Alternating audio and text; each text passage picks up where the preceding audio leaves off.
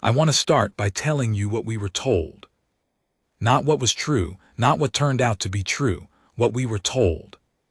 Because those are two different things. And the distance between them, the gap between the warning and the reality, that gap is what this whole story lives inside. My name is Ves Arakai. I am a Shinthali. For those unfamiliar, we are a bipedal species from the outer reach systems, gray-skinned, four-eyed, approximately 2 meters tall. We are not warriors. We are traders, navigators. We carry goods across systems that bigger empires don't bother with, and we make our living in the in-between spaces of the galaxy. The margins, the overlooked corridors. We are very good at knowing which corridors to avoid. And every navigator in the known systems, every species with a functioning star chart, every pilgrim route, every cargo hauler, every diplomatic vessel, they all had the same notation on their maps. Now, Forbidden Zone sounds dramatic, and it was supposed to. The designation came from the Galactic Administrative Collective, which is the polite term for the loose federation of dominant species that controls most of the major trade routes. The GAC had marked Sector 09 off-limits approximately 300 cycles ago. The official reason: subspace instability, gravitational distortions, radiation spikes of unknown origin. The unofficial reason, which every spacer worth their fuel knew, was simpler. Something lived there. Something that had, at various points over the last 3 centuries, destroyed or disabled 8 separate survey vessels, 2 military frigates belonging to the Kreth sovereignty, and 1 GAC diplomatic shuttle that had apparently drifted off course during a mapping exercise. Nobody knew what the something was. The debris of the lost ships had been recovered partially, and the damage patterns were consistent but baffling. Hull punctures from weapons that didn't match any known registry, organic compounds on the wreckage that weren't from the lost crews. And in one recovered black box recording, which the GAC classified for approximately 250 cycles before someone leaked it, a partial voice, distorted, in a language no translator could fully parse, saying something that roughly decoded as, "You are in our territory. Identify yourself or leave." And then static. So yes, the Forbidden Zone had a reputation, a 300-cycle reputation built on ghost stories, classified recordings, and the kind of silence that makes you feel watched. Every sensible navigator avoided it like it was the galaxy's bad tooth. Which is why, when our convoy of refugee ships, 17 vessels, approximately 8,000 Shinthali displaced by the Kreth sovereignty's expansion campaigns, found itself needing to choose between the Kreth patrol routes and Sector 09, I want to be very clear about the arithmetic of that choice. On one side, Kreth warships, known, documented, currently engaged in what the sovereignty called territorial integration and what the rest of the galaxy called systematic displacement of border populations. They had already destroyed 3 refugee convoys in the preceding cycle. They didn't ask questions. They didn't offer asylum. They burned ships and filed paperwork afterward. On the other side, the Forbidden Zone, unknown, scary stories. A bad reputation, and 300 cycles of navigational superstition. We chose the unknown. I want you to understand that choice, because it matters for everything that comes after. We didn't make it lightly. We had arguments. We had a convoy council that lasted 11 hours. Elder Shas Vorakai, the oldest navigator in our fleet, spent 4 of those hours explaining in patient detail why the Forbidden Zone was a death sentence. "The thing that lives there," she said, "has destroyed military ships. It will not hesitate to destroy refugees." And she wasn't wrong to be afraid. She was using the best information available to her. We all were. But in the end, the Kreth ships were certain death. The Forbidden Zone was only possible death. And so, 17 ships, 8,000 Shinthali, the last surviving population of several coastal settlements that no longer existed, turned their drives toward the notation on every map that said "Do not enter." What nobody in our convoy knew, what nobody in the galaxy knew, as far as I can tell, was what the Forbidden Zone actually was. It wasn't an anomaly zone. It wasn't a spatial distortion. It wasn't a mysterious alien presence, or a dangerous phenomenon, or a navigational hazard. It was theirs. And by theirs, I mean, and I still find this remarkable to say, even now, even after everything, I mean it belonged to the species called humans. Let me give you some context, because the story of how humans ended up in Sector 09 is almost as extraordinary as the story of what happened when we flew into it. The short version, approximately 320 cycles ago, which in human time is something like 320 years, because human years and galactic cycles happen to be roughly equivalent. A human deep space colonization fleet went missing. This wasn't unusual in the early human era. Humans had only recently developed sustainable faster-than-light travel, and they were launching colonization ships the way you'd throw seeds into the wind. Hopefully, frantically, without a great deal of precision. They were a young species, newly spacefaring, enormously enthusiastic, and not always great at the logistical details. One of those fleets, 11 ships, approximately 12,000 humans, had been heading toward a target system in what was then uncharted space. Navigation error, system failure. The specific cause was debated for decades among human historians and ultimately never conclusively resolved, but the fleet deviated from its course. It entered what would later be designated Sector 09, and it never came back out. The human governing bodies of that era declared the fleet lost. Memorial services were held. The incident was archived. Life went on. What the human governing bodies did not know, what nobody outside Sector 09 knew, was that the fleet had arrived. They had found something in 09, something extraordinary, a star system with multiple habitable worlds, breathable atmospheres, stable suns, rich biospheres, the kind of system that colonial expansion dreams are made of. And because they were already there, and because they had 12,000 people who needed a home, they stayed. And for 300 years they built. This is the part of the story that still makes my head feel slightly loose when I think about it. 300 years. While the rest of the galaxy was charting routes, building empires, fighting wars, establishing the GAC and its protocols and its Forbidden Zone designations, humans were in 09 quietly, without anyone knowing, building a civilization. Not a small one either. The original 12,000 colonists had over 3 centuries of natural population growth, and according to the human records I later reviewed, a great deal of enthusiastic family building, grown into a population of approximately 40 million. 40 million humans, in the Forbidden Zone, on 3 settled worlds and 1 large orbital station complex. They had governments, multiple governments actually. Humans seem constitutionally incapable of having just one.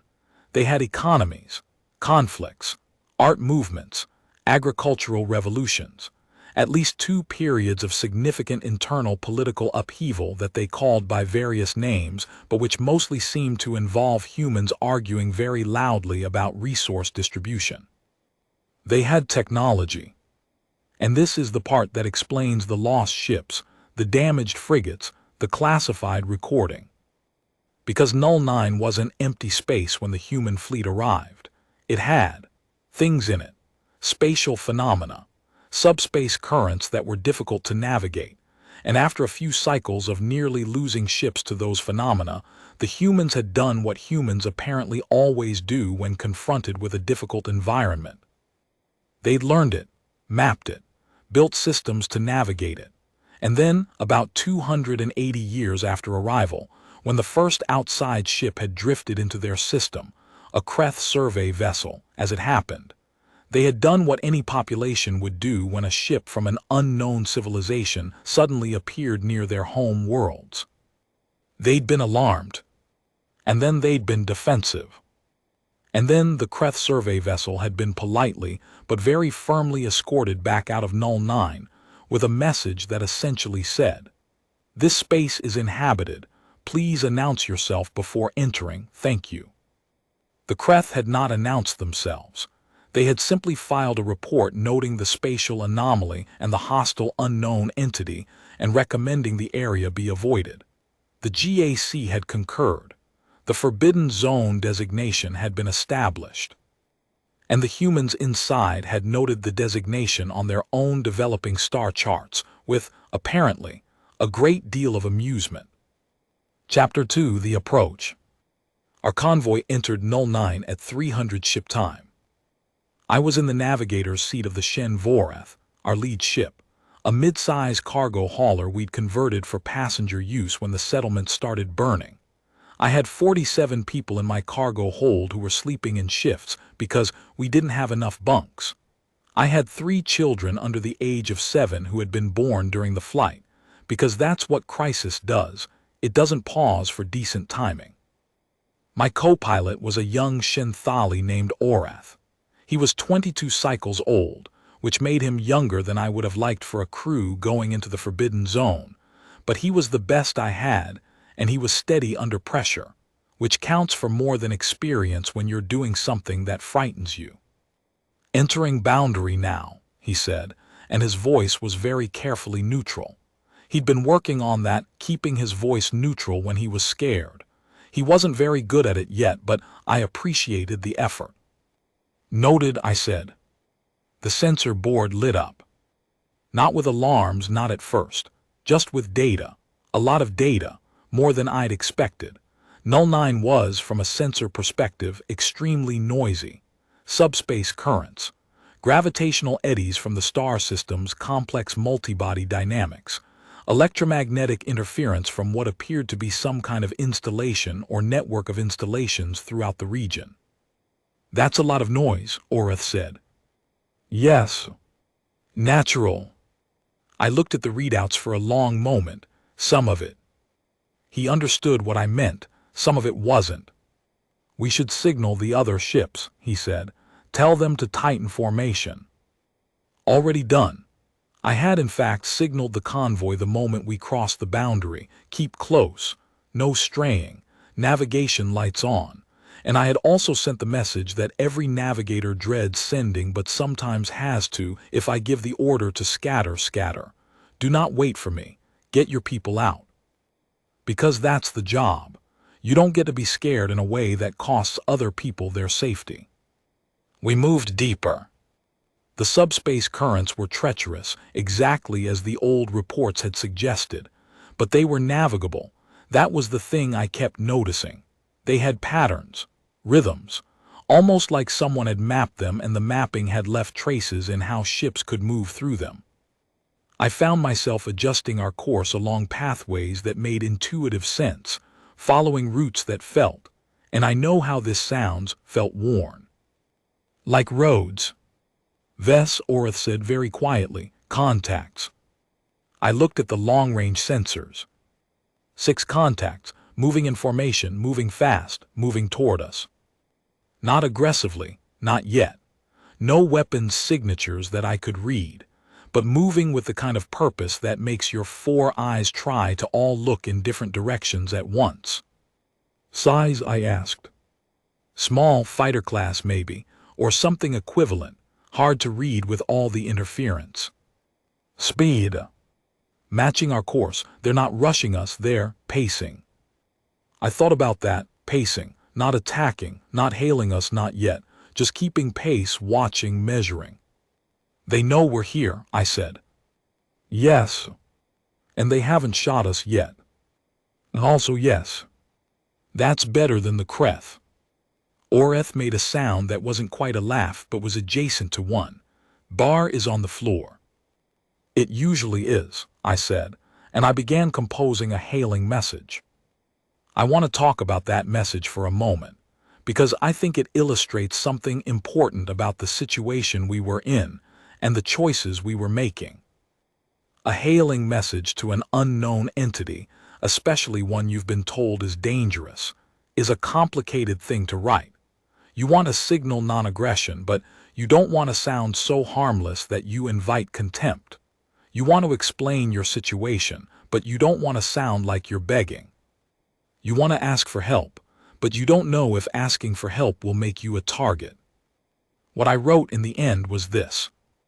We are 17 civilian vessels carrying approximately 8,000 non-combatant Shinthali refugees, currently fleeing active military aggression from the Kreth sovereignty. We entered Sector 09 because it was the only route not patrolled by Kreth warships. We have no weapons capable of threatening an organized defense. We have no territorial intentions. We have sick people and children and elderly people and 3 newborns on board. We request safe passage. We will accept any conditions you name. We have very little to offer in return, but we will offer whatever we have. I sent it on every frequency I could access, and then I waited. The response came in 40 seconds, which, given the size of the space between us, meant they had been analyzing our signal before it even finished transmitting. Extremely fast processing, extremely capable communication systems. And the message was in a language none of my translation systems immediately recognized. But then, and I watched this happen in real time on my display, the automated translation subroutine ran and ran and ran, and after approximately 8 seconds came back with something. Not a clean translation, a rough one, fragmented. But I could read enough. Convoy, we copy. Hold position, do not be alarmed. We are coming to you. And then, in what my translation system flagged as a secondary language register that might have been informal or colloquial. You picked one hell of a hiding spot, friends. They arrived within 20 minutes. Not 6 contacts, 12. They'd brought more while we were waiting, and they were, I want to describe this accurately, they were unlike anything I'd seen before. Compact ships, aggressive geometry, lots of angles, designed for maneuverability rather than elegance. Painted in patterns that were partly functional, I learned later they were sensor scattering markings, and partly something else entirely. Colors and designs that seemed to have no tactical purpose at all. Art almost, personal markings, insignia, names painted on hulls. This, I later learned, was very human. They arranged themselves around our convoy, not surrounding us, not the aggressive surrounding of a trap, more like escorting, creating a perimeter. The formation said, we are between you and anything that might threaten you. And then one of the ships came alongside the Shen Vorath, very close, close enough that I could see details through the view screen. And I saw, for the first time, through a porthole in the other ship, a human face looking back at me. I need to stop here and tell you what I knew about humans at that moment. Almost nothing. We knew they existed. They'd been showing up on the galactic periphery for about 80 cycles in the galactic reckoning. A new species, young, enthusiastic, somewhat chaotic by accounts. Known for making deals and then arguing about the terms of the deals. Known for having more emotional variation than most species found comfortable. Known for surviving things that should have killed them. We did not know there were 40 million of them living in the Forbidden Zone. We did not know they were the mysterious entity that had been scaring survey ships for 300 years. We did not know that their colonial civilization inside Null 9 had developed entirely independently of the galactic mainstream, without GAC treaties or trade agreements or any of the frameworks that governed how species interacted. So when I looked at the human face in the porthole, I was looking at something genuinely unknown. And the human face was looking back at me with an expression I didn't have the cultural literacy to read yet. I know now what it was. I've spent enough time with humans to understand their facial expressions now. What I saw was someone who was surprised and curious and trying very hard to project calm. Someone who was, essentially, doing the same thing I was doing. Trying not to let the alarm show. Chapter 3, The Voice on the Radio. The communication that followed will, I think, be studied for a very long time. Not because it was eloquent. It wasn't. Not because it was strategically brilliant. It wasn't that either. It was messy and halting and full of translation gaps and moments where both sides clearly had no idea what the other was trying to say. But it was real. And that's what made it matter. The human on the other end of the channel introduced herself as Commander HFY. This name, this very human name with its particular sounds, came through the translator in a format that I can only render approximately in writing. The sounds don't map well to Shinthali phonetics, but I'll use the human notation. She said, Commander HFY, Joint Defense Force Null 9 Free Settlement.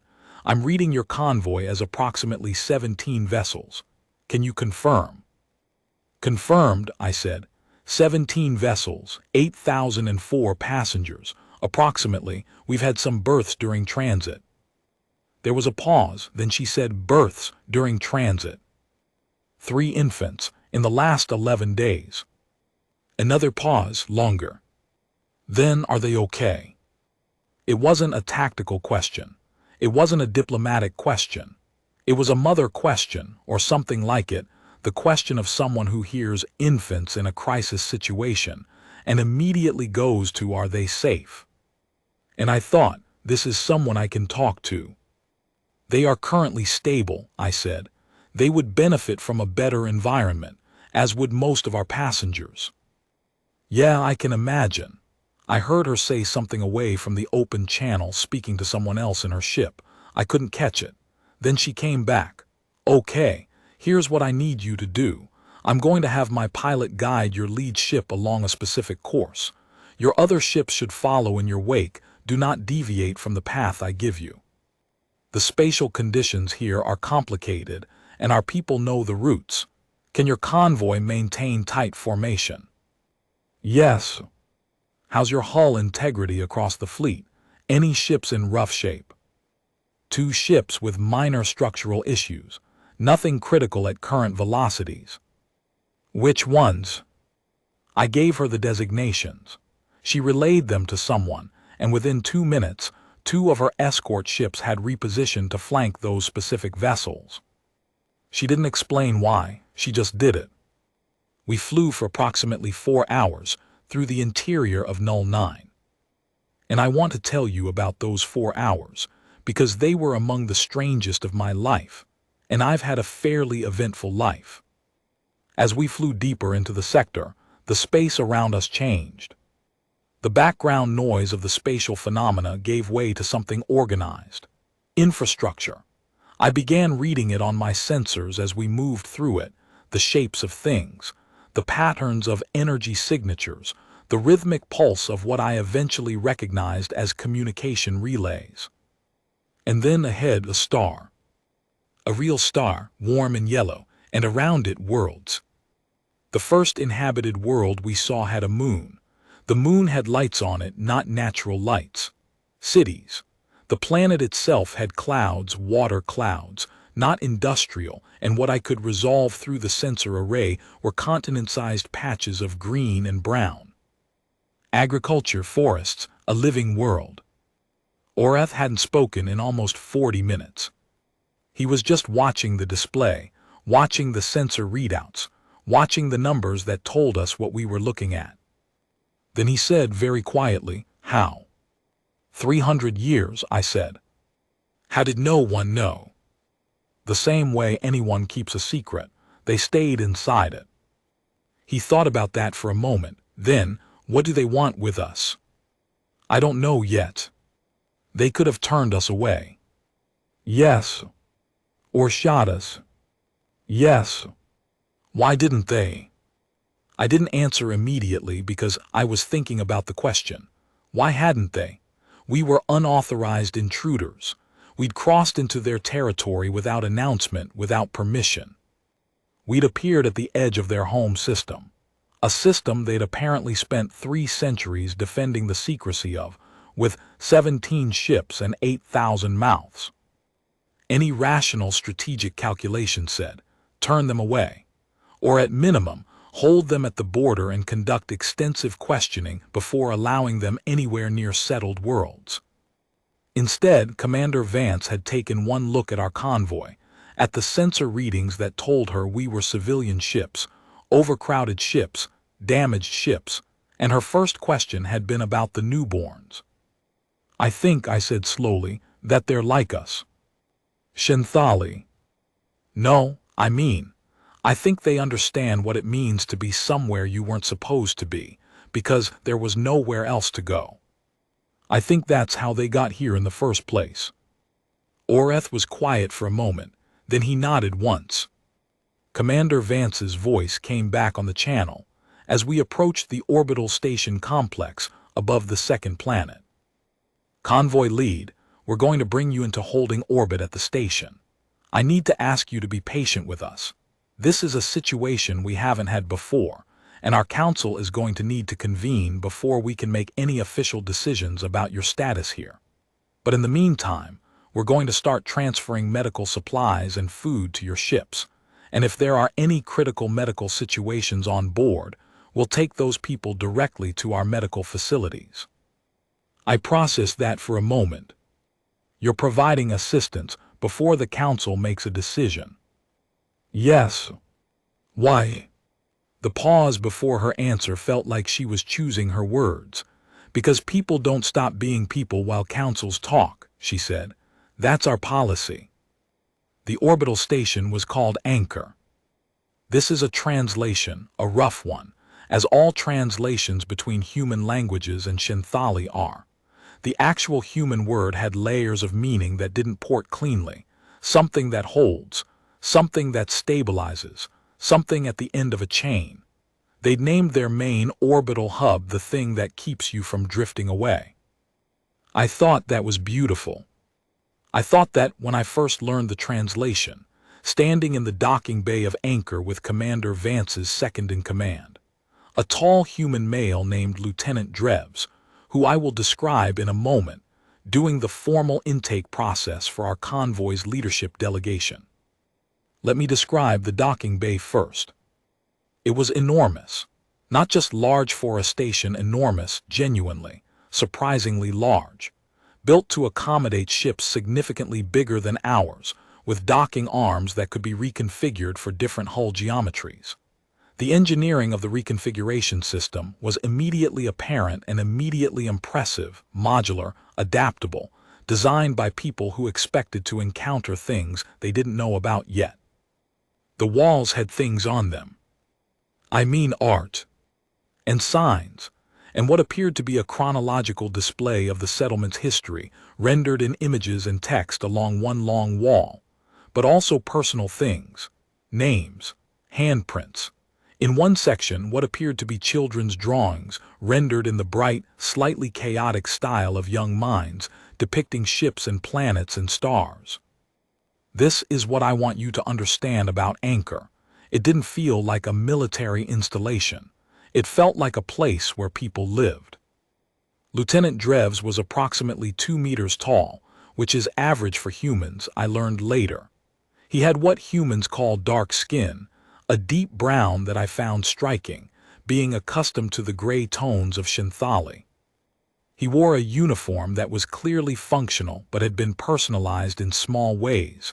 A patch on one shoulder that wasn't regulation. A colored thread worked into the cuff of one sleeve. He had the posture of a soldier and the eyes of someone who reads people carefully. He looked at me, at all 5 of us in the delegation, with the careful assessment of someone who knows they're being assessed in return and is comfortable with that. "Welcome to Anchor," he said. The translator rendered it with perhaps half a second delay. "I'm Lieutenant Jonas Dreves, Station Operations. Commander Vance sends her apologies. She's currently briefing our Council of Settlements on the situation. She'll join us as soon as she can." "We understand," I said. "We appreciate the courtesy. How are your people holding up?" It was the same kind of question Commander Vance had asked. Direct, personal, not diplomatic preamble, a genuine inquiry. "Tired," I said honestly. "Frightened, relieved, confused, in roughly that order." Drevs nodded slowly. That makes sense. You want to know what you've landed in. Strongly, yes. Then let me give you the short version, and we'll do the full briefing once the commander is free. He gestured. A human gesture I'd learn later was an invitation to follow, and began walking. We followed. The short version, as Drevs delivered it while walking us through the corridors of Anchor, was this. Null 9 was home to what the inhabitants called the Free Settlement, a confederation of 3 inhabited worlds and 1 primary orbital station, with a total population that had recently crossed the 40 million mark. They had no formal relationship with the Galactic Administrative Collective because, technically, no one in the GAC knew they existed. They had no formal relationship with any external civilization because they had spent 3 centuries not having any. They were, in the most literal sense, alone. "How have you sustained isolation for 3 centuries?" asked Marath Asai, one of our council members, a former settlement administrator who had the habit of asking the most direct question available. Carefully, Drev said, and then, with a slight shift in expression that I was beginning to recognize as human humor, and aggressively when necessary. The 8 ships, the survey vessels, the diplomatic shuttle. No one was killed, he added before I could ask. Our standing orders from the very first encounter were to disable and redirect, not destroy. We weren't trying to create enemies. We just needed to convince people the zone was too dangerous to bother with. You succeeded. For 300 years.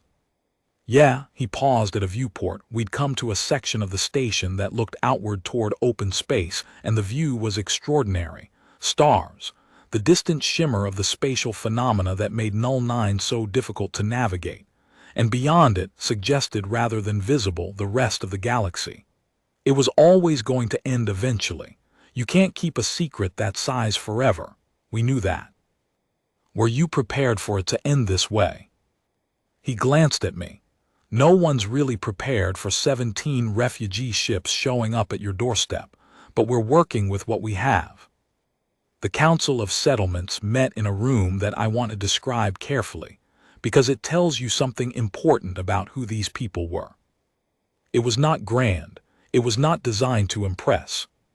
The table was long and slightly worn at the edges, real use over real time. The chairs were mismatched, which I learned later was because they'd been sourced from different settlements, and no one had ever gotten around to standardizing them. The lighting was good, functional good, not aesthetic good. On the walls, maps. Detailed, beautiful maps of the 3 worlds and the station and the spatial phenomena and the navigational routes. Not decorative, working maps. The kind you update constantly. There were 11 council members. They were not all human. This was something that startled me at first. 3 of the 11 were not fully human in appearance. I would learn later that in 300 years of isolation, the population had diversified in ways that included some unexpected developments, genetic adaptation to specific environmental conditions, and in at least 2 lineages, a degree of intermixing that the original colonists would probably not have predicted. The galaxy is full of surprises. The chair of the council was a woman named Elder Counselor San Pelchat. She was old, visibly old, by human standards, though I didn't know human standards well enough yet to estimate. White-haired, sharp-eyed, moving with the careful deliberateness of someone whose body has opinions about how fast it wants to go but whose mind has no patience for those opinions. She looked at our delegation, all 5 of us, gray-skinned, 4-eyed, wearing the slightly rumpled clothes of people who'd been living in a ship for too long, with an expression that was direct and evaluating and, I thought, not unkind. 8,000 people, she said, no preamble. I've been looking at your convoy's sensor profile for the last 3 hours. Yes, Elder Counselor. Most of them in the older ship classes, cargo conversions. Yes, we didn't have time to. No, I understand, she waved it away. I'm not criticizing, I'm trying to understand what you need. She looked down at something on the table in front of her, a display I couldn't see from my position. 3 newborns, you said. 3. All stable at the moment. 12 individuals in critical medical condition. That's our count as of 6 hours ago. Could be more. She nodded slowly. The Kreth sovereignty, they're pushing hard into the outer reach. They have been for approximately 8 cycles. Our settlements were designated for integration. The ones that complied were, I stopped, because the word absorbed felt too gentle. Absorbed. The ones that resisted were destroyed. And yours? We resisted. Silence around the table, the kind of silence that has weight. Then Pelchat said, "We've been watching the Kreth sovereignty from behind our spatial phenomena for approximately 40 cycles. We know who they are and what they do." She looked at the other council members, a circuit around the table meeting eyes. "We've had the debate in theory about what we would do if this moment ever came. We just didn't expect it to come quite so soon or quite so directly." She looked back at me. "We are going to need time to formalize anything. Our laws, our resource allocation, our capacity, there's a process, and we can't skip it entirely. But while that process happens, do your people need food?" "Yes." "Medical care?" "Desperately." "A safe place to rest that isn't a cargo hold?" "Oh, yes." She folded her hands on the table. "Then you'll have those things while we figure out the rest." "That part isn't a debate." One of the other council members, a younger man, clearly not entirely in agreement with the direction things were heading, said, "Elder Pelchat, with respect, we have to consider the security implications. 17 ships, thousands of unknown individuals entering our space." "I know," she said, simply, not sharply. "We'll address the security implications. That's what the process is for." She looked at the younger man with the patience of someone who has had this conversation before, in one form or another, many times. "But I'm not going to look at 12 critically ill people and 3 newborns and tell them to wait in their ships while we deliberate. That's not who we are. It's never been who we are." The younger man subsided. "I thought about the original 12,000 colonists, lost in space, arriving at these worlds through navigation error and crisis. I thought about how a civilization founded in a moment of desperation might internalize something about what desperation feels like in others." I didn't say anything. I just watched Elder Pelchat's face and I thought, I understand now why your first question was about the infants. I want to tell you about the 3 days that followed the council meeting, because they contain some of the most remarkable things I've ever seen. Medical teams arrived at the convoy within 2 hours of the council adjourning. Not just supplies, people. Human doctors and medics, and what appeared to be a form of field hospital unit that could be physically transferred between ships.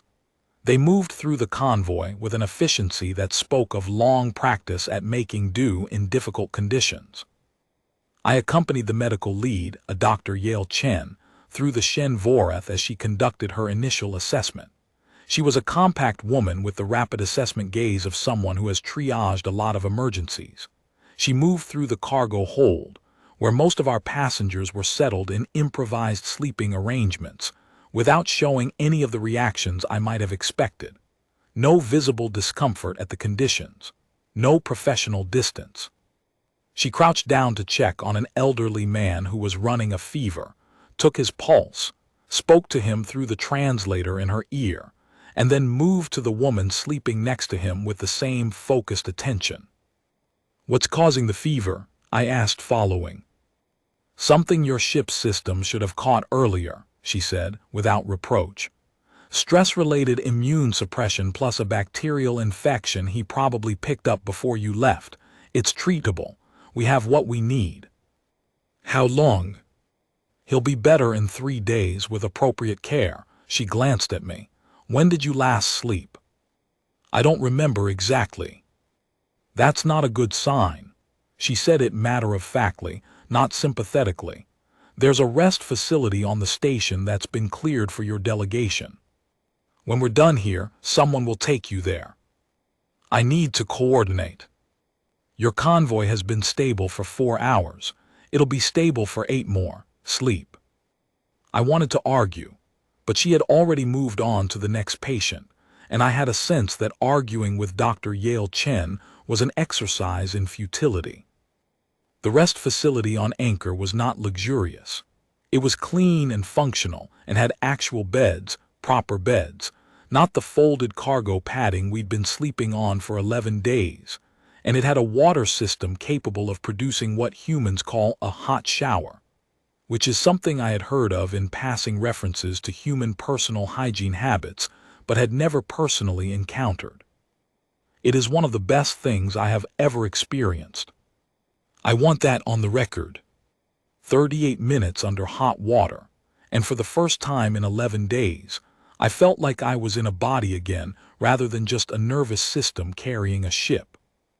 On the second day, Elder Counselor Pelchat offered our delegation a tour. Not of the station, we'd already begun to feel oriented there. A tour of the surface of the second planet, which they called Landfall. The name was historical.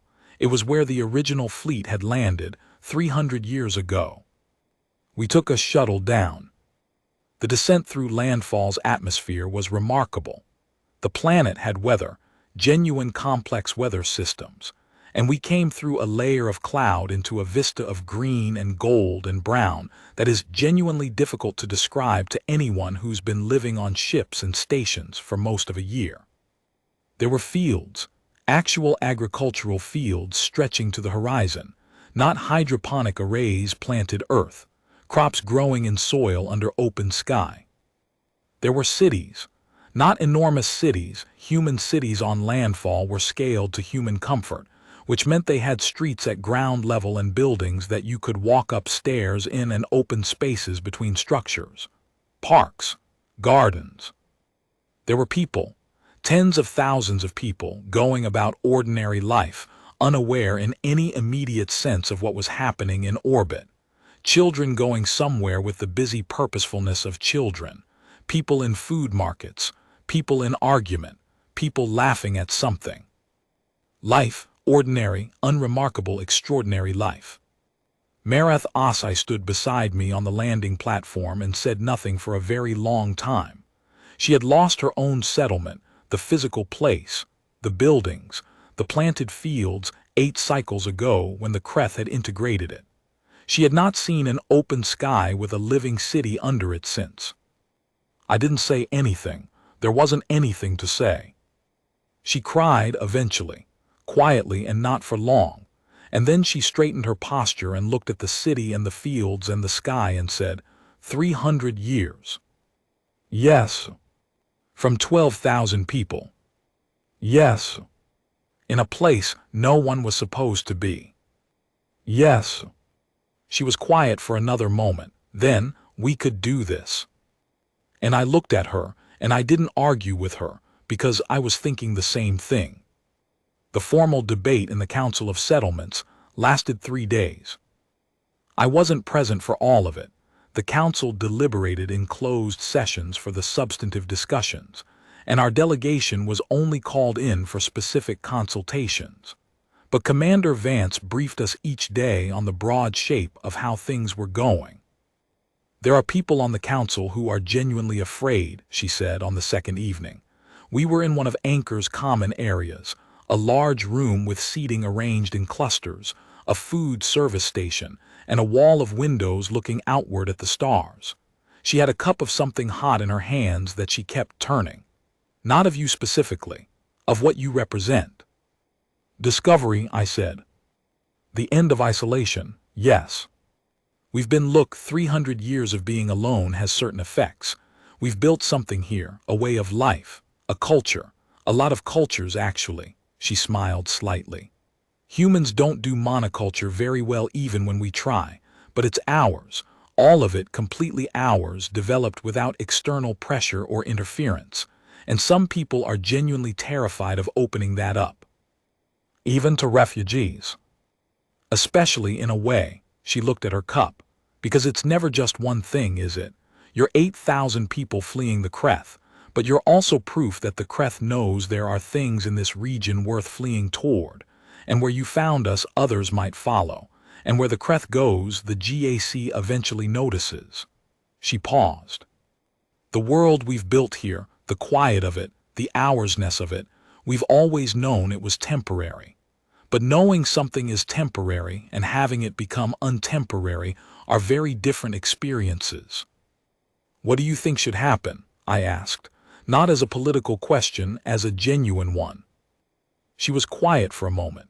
Then, "I think we were always going to have to join the rest of the galaxy eventually. I think isolation as a permanent strategy was never really sustainable. It was a survival tactic that lasted a lot longer than anyone originally planned for, and now we need to decide what comes next from a position of strength rather than necessity." She looked up at me. "And I think 8,000 people who nearly died to get here deserve better than being turned away." The younger council member, Dav Heron. She said the name with the slight exhalation of someone naming a headache. "He's not wrong to raise the concerns he's raising. He's wrong about the conclusions he draws from them. There's a difference." The debate resolved, in the end, on the third day. The council voted 8-3 in favor of granting the Shinthali convoy temporary harbor status, which under the Free Settlements legal framework meant formal permission to remain, access to medical care and food and housing during a defined period, and the beginning of a formal process to determine longer-term status. It was not a permanent solution. It was not an open invitation to any and all refugees who might come after us. That would be a separate and much more complex debate. It was a carefully bounded first step. But it was a yes. The vote was announced by Elder Pelchat at a plenary session to which our entire delegation was invited. She read the result into the official record, and then looked at us and said, in the careful cadence of someone choosing their words for history as well as the present, "You arrived in our home uninvited in crisis, with nothing to offer but your presence. Our ancestors arrived somewhere new the same way. We have not forgotten what that was like. Welcome to Null 9. We'll figure out the rest together." I want to take a pause here and talk about something that isn't dramatic. Something that doesn't fit the story structure of great moment of conflict and resolution. Something quieter, but which, in retrospect, is maybe the most important part of what happened. In the weeks after the council vote, while the formal processes were underway, while our people were being gradually transferred from the ships to temporary housing on landfall and on anchor, while the medical situations were being addressed, and the newborns were being given proper care and the elderly were sleeping in real beds, I spent a lot of time just watching. Watching humans. Watching how they moved through their world, how they organized, how they disagreed loudly, frequently, with apparent passion and then equally apparent reconciliation, how they made things, how they fed each other, how they handled strangers. And the thing I kept noticing, the thing that kept catching me off guard was this. They didn't have a unified response to us. There were humans who were wary, humans who kept distance, who watched our people with the careful eyes of a community that has learned to be cautious about the unknown. This was understandable. This was rational. There were humans who were curious, who wanted to talk, to ask questions, to know everything about where we'd come from and what the outside galaxy was like. These people were sometimes overwhelming in their enthusiasm. There were humans who were, and this is the word I keep coming back to, practical, who saw 8,000 people who needed things and started thinking about how to provide the things.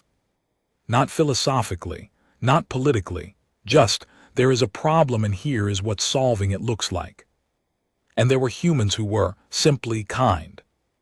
Not strategically kind, not politically kind, just a woman from one of the surface settlements who brought food to the temporary housing facility because she had made too much and it would go to waste.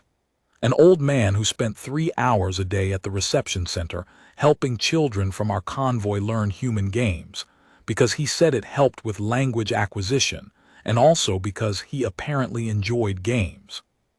A teenager who attached herself to a group of Shinthali youth about her own age with the complete lack of self-consciousness that teenagers manage, and who within 2 weeks was attempting to learn Shinthali and teaching them human music, and generally being a teenager about it.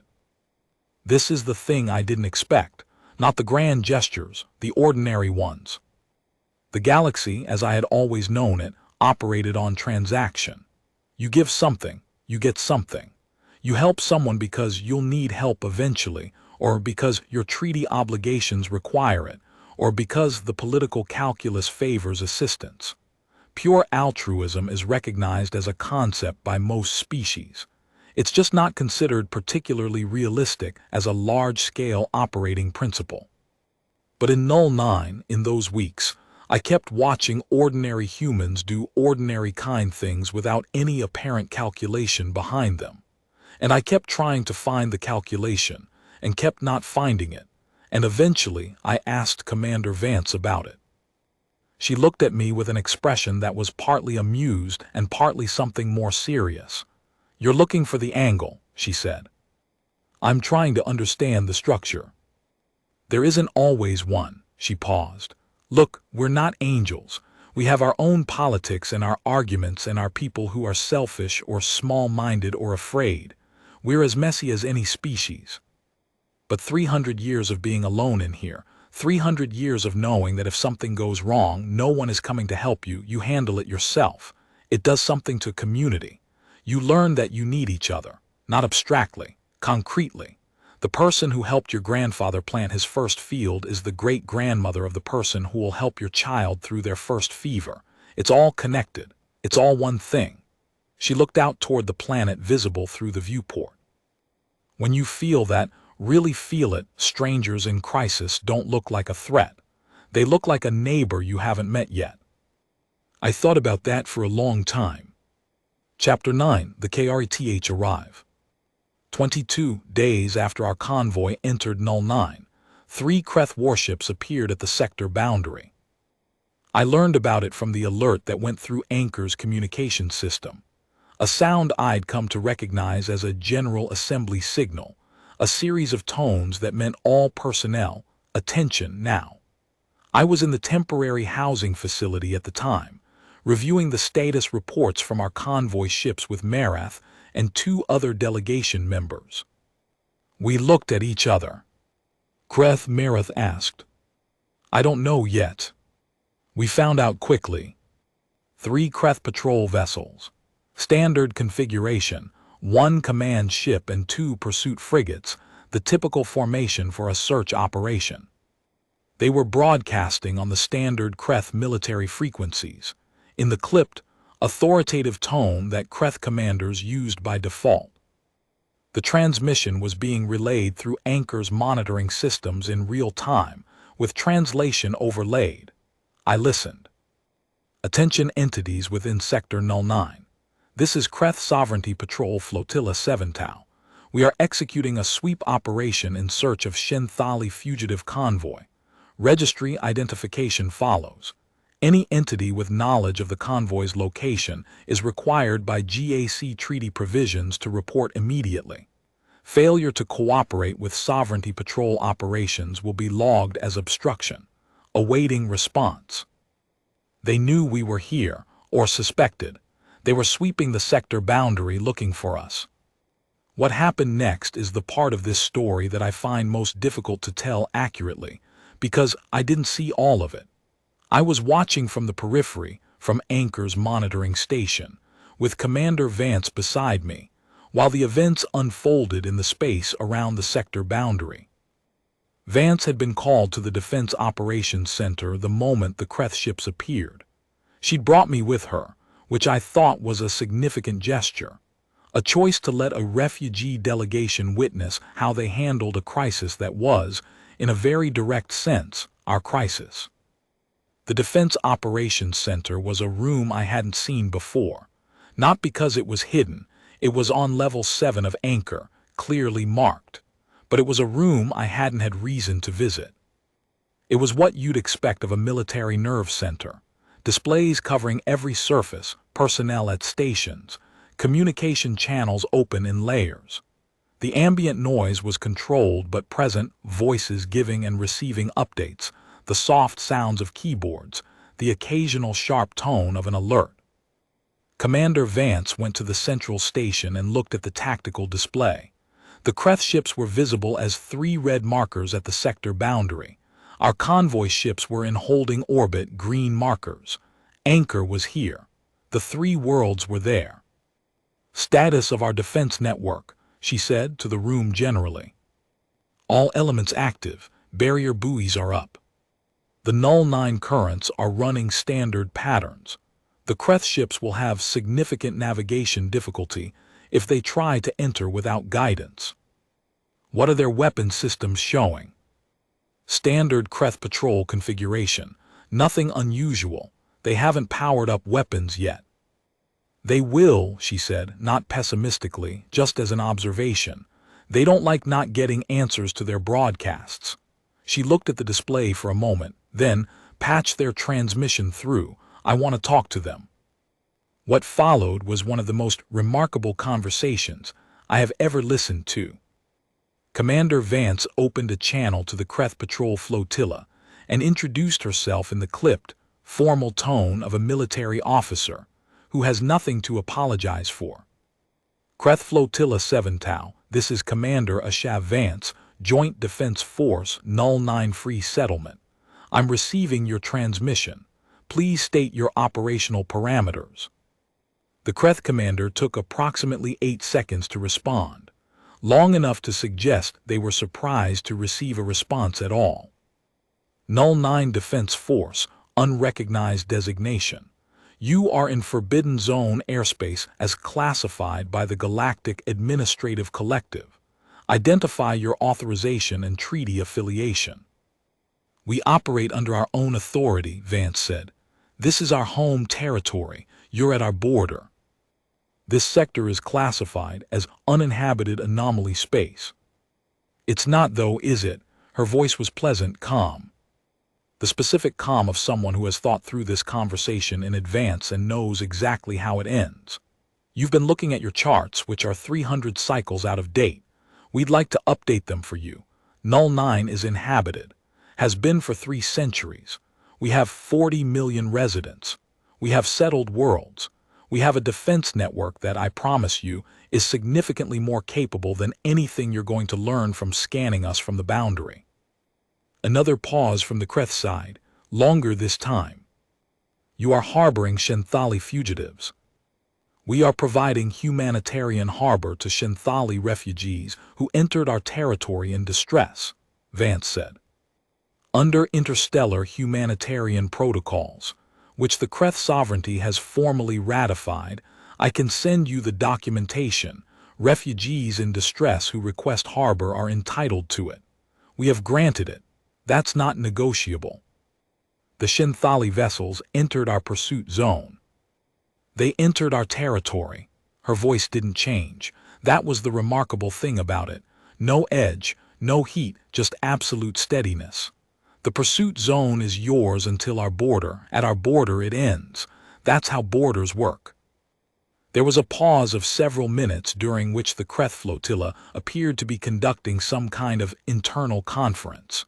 Their communication protocols were visible on the monitoring display, encrypted, but the traffic patterns were readable. Vance used the time to quietly arrange things. Defense network to full alert, she said.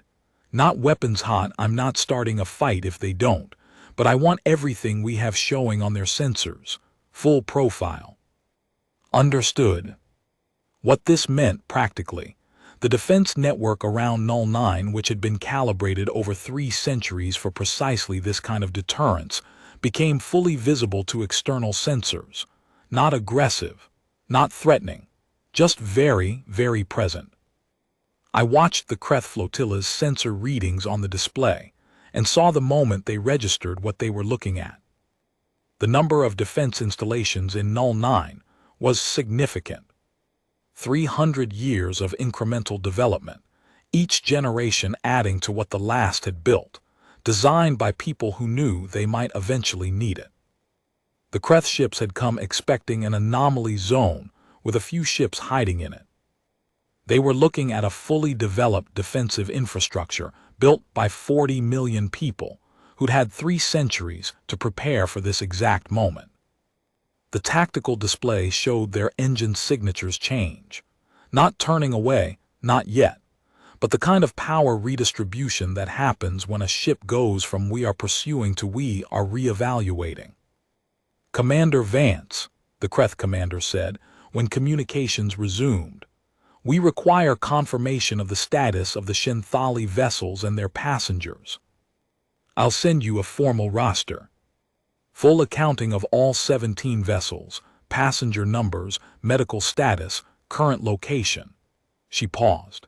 "In exchange, I need you to formally acknowledge on the record, for our archives and for any subsequent GAC review, that you've received notification that Null 9 is inhabited and sovereign territory, and that you received this notification before any further action." Another long pause. He acknowledged. "Thank you," she looked at the display. "The Shinthali refugees are under our protection. They're not going anywhere with you.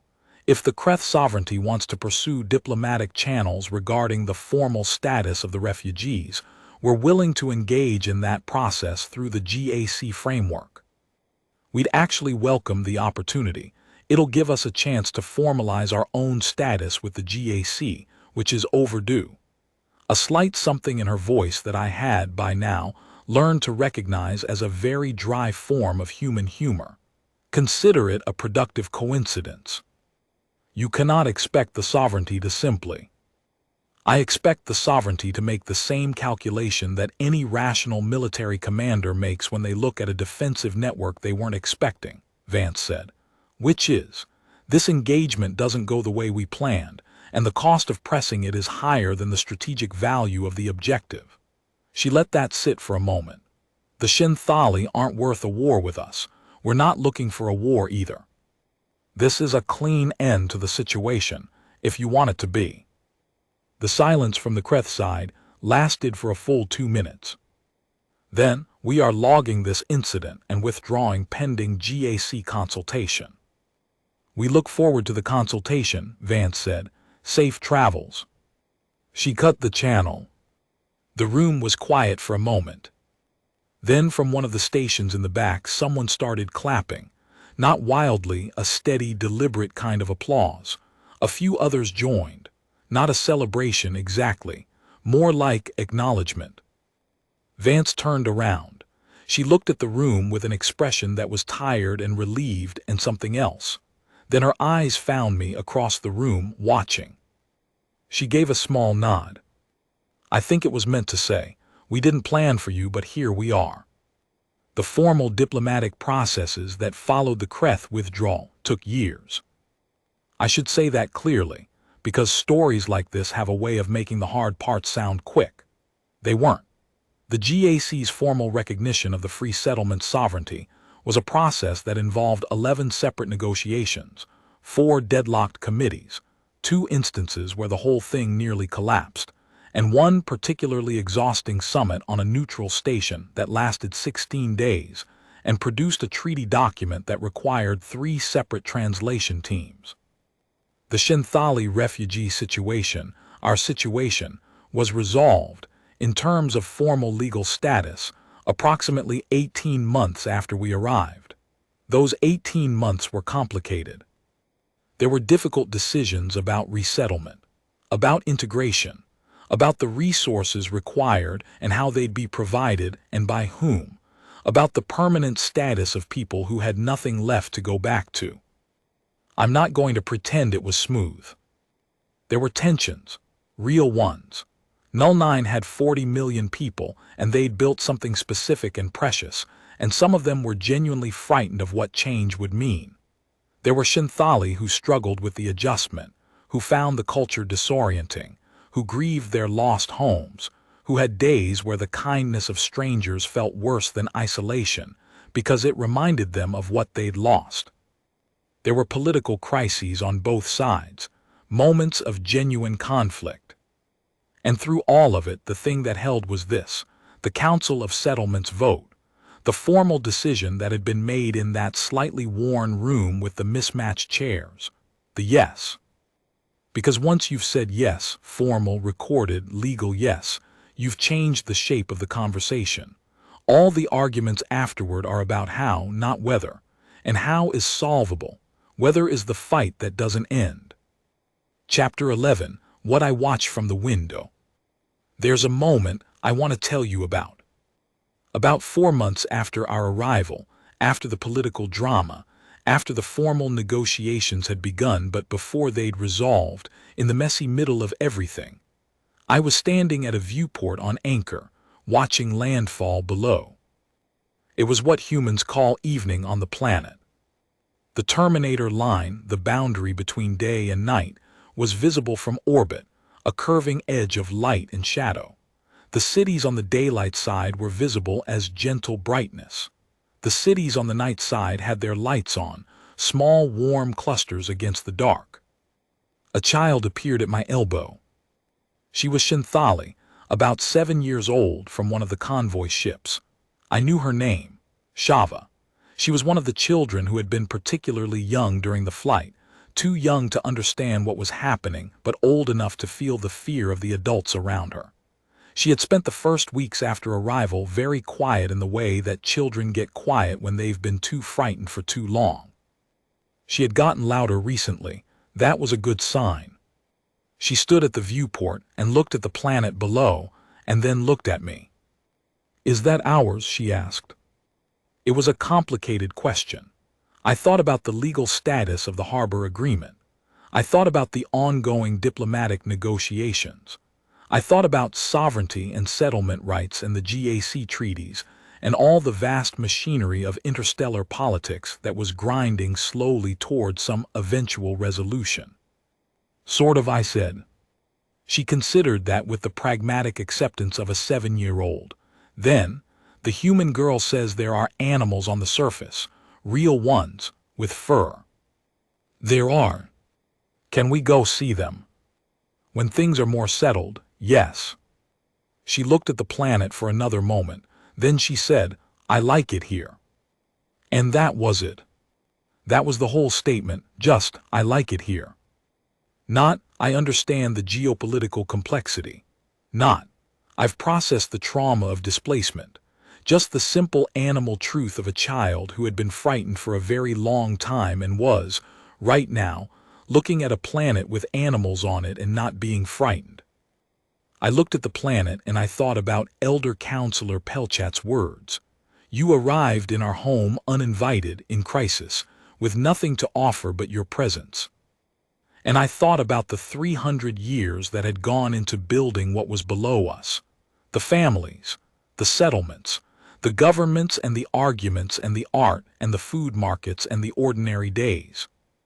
Built by people who had also once arrived somewhere uninvited, in crisis, with nothing to offer but their presence. This account, as I'm writing it now, is approximately 3 years after our arrival in Null 9. Here's where things stand. The 8,000 Shinthali from the original convoy are, with some exceptions and some ongoing complications, settled. Not all on landfall. The settlement pattern has distributed people across all 3 inhabited worlds and the station, which was actually the outcome that the original more cautious council members had hoped for, because it distributed the integration challenge and prevented the formation of isolated enclaves. My own ship, the Shenvorath, is still here. I've converted her back to actual cargo hauling. There's now a functioning trade route developing between Null 9 and several outer systems, as the GAC's formal recognition of the free settlement sovereignty has opened up possibilities that isolation had foreclosed. It turns out that a civilization that developed entirely independently for 300 years has some very interesting things to trade. Technological approaches that the mainstream galactic economy never developed. Agricultural methods adapted to landfall-specific conditions that turn out to be applicable elsewhere. Cultural products, art, music, literature, that are unlike anything in the broader catalog. Commander Vance was elected to the Council of Settlements in the first election cycle after the refugee integration began. She runs the defense portfolio, which everyone agrees is a good fit, and she is apparently very bad at diplomatic small talk, which she considers a feature. Elder Pelchat is still the chair. She is older and slightly slower, but still has the sharp eyes and the calm voice, and the patience of someone who is in this for the long outcome, not the immediate win. The younger council member, Dav Heron, who voted against the harbor, is still on the council. He votes his conscience on every issue, which is not always convenient, and he is apparently one of the most effective advocates for practical integration solutions on the council, because he has thought through the difficulties more carefully than almost anyone. Dr. Yale Chen delivered her 14th Shinthali child last month. She has become something of an expert in Shinthali physiology by necessity, and apparently finds it fascinating. Lieutenant Dreves runs the logistics of the trade route that the Shin Vorath now services. He is very good at logistics. He is also, Orath tells me, extremely competitive at human games involving small projectiles, which apparently none of us were warned about. Orath is 25 cycles old now and has his own ship. He married a human woman from one of the coastal settlements, which is, look, 3 years ago this would have seemed impossible in several different ways, but here we are. They argue about navigation routes. They are very happy.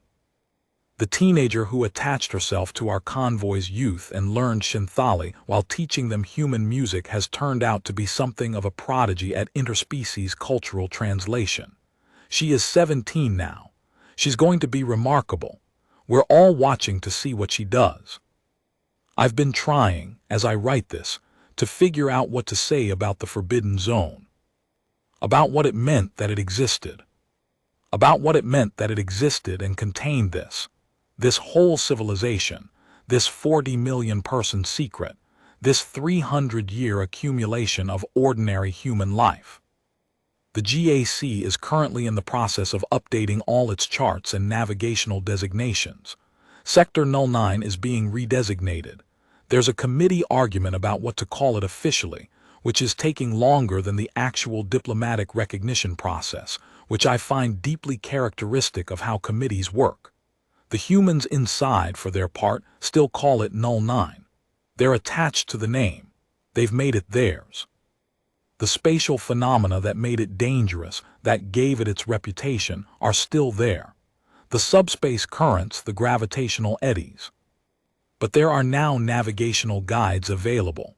Human pilots who know the routes, marker buoys, and there are plans to develop more infrastructure to make the approach accessible, as Null 9's relationship with the broader galaxy grows from secret to participant. It will not be the same place. That is a loss, even as it is also a gain, and I think the humans who have lived there longest understand both things simultaneously, which is a mark of maturity in any civilization. But here is what I keep thinking about. The Forbidden Zone worked. Not as a weapon, not as a fortress, not as the dangerous anomaly space it was classified as. It worked as a hiding place. For 300 years, it hid something that the galaxy wasn't ready for, or rather, that wasn't ready for the galaxy. And in that hiding, a people built themselves. They built their governments and their culture and their arguments and their art. They built their defense systems, yes, but they also built their food markets and their parks and their mismatched chair council rooms. They built 300 years of ordinary days that added up to a civilization. And when the moment came, when the hiding ended, when 17 ships of frightened refugees fell into their space and forced the question of what they were, and who they were, and what they would do, they were ready.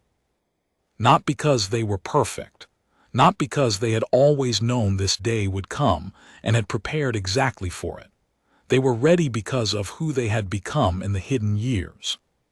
because of the values that 3 centuries of interdependence had built into them at a level below politics, below strategy. They were ready because, when the crisis came, the first question was about the infants. Chapter 14, The Woman with the Map. There is a specific moment I want to end on. About 6 months into our settlement, when things were still difficult, when the formal processes were still grinding, when some days felt like progress, and some days felt like everything was falling apart, I was in a meeting room on Anchor with Commander Vance and 2 of her planning staff, going over resettlement logistics. It was late, we'd been at it for hours. The planning documents on the table were covered in annotations. Someone had spilled something on one corner of one of the maps, and it had dried, and nobody had bothered to get a new one. Vance was drawing something on the edge of a map, not an official notation, just something for her own reference. She had the habit of thinking with her hands. I'd noticed it early on. I looked at what she was drawing.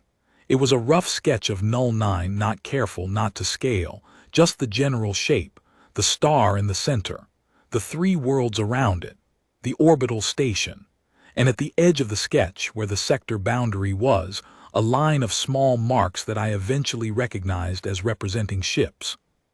Our ships, the convoy. She'd drawn all 17 of them. I don't know why that caught me. It was just a sketch on the margin of a planning document. But she'd drawn all 17, not a generic refugee convoy notation, the actual number, the actual shape of what had arrived. I looked at it and I thought about the 8,000 people those ships had carried. The people who were now, most of them, sleeping in real beds on real worlds under real skies. The 3 infants who were not infants anymore and were learning to walk with the characteristic wobbly enthusiasm of very small people encountering gravity on their own terms. I thought about Shava, asking whether the planet was ours. I thought about the original 12,000 colonists, lost and then found, building something in the hidden place for 300 years. I thought about the Forbidden Zone and what it had been, and what it was now and what it would become. And I thought about what it means to be somewhere you weren't supposed to be, because there was nowhere else to go. What it means to survive that. What it means to survive that, and then, when someone else arrives the same way, terrified, exhausted, asking for nothing but a chance to say, yes. Just yes.